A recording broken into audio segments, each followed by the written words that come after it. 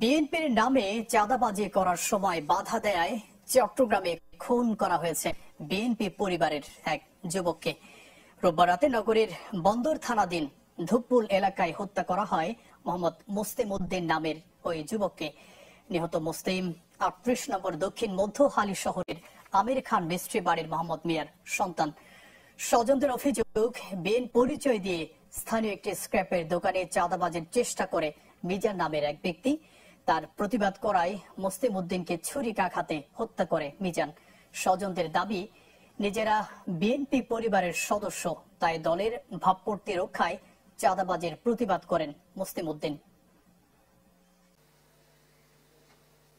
ওনার ফ্যামিলির মধ্যে ওয়াইফ আছে, 3টা বাচ্চা আছে ছোট ছোট।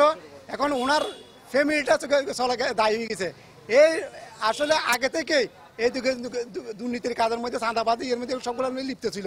মিজান চাঁদাবাজি করতেছে, ছোট থেকে চাঁদাবাজি করে। এখন চাঁদাবাজি করার জন্য গেছে যে আমার ভাই বাধা দেওয়ার কারণে আমার ভাইকে ছুরি মারি দিয়েছে। আমরা এটার সুস্থ বিচার চাই, আমরা এটার ফাঁসির দাবি করি এলাকার পক্ষ থেকে। ওনার 3টা ছোট ছোট অনাথ বাচ্চা রয়ে গেছে ঘরে। উনি ইলেকট্রিশিয়ান কাজ করে চলতো। উনি সবার কাজে লাগতো। এলাকার একটা আমাদের যে কোনো কাজে মারা গেলে কভার করার জন্য উনি